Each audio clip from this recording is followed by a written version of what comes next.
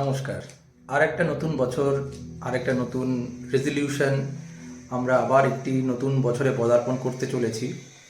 গত বছর 2025 আমরা বিভিন্ন রকমের সাম্প্রদায়িক দাঙ্গা এবং আন্তর্জাতিক বর্ডার ডিসপিউশন এগুলোর মধ্যে দিয়ে গেছে।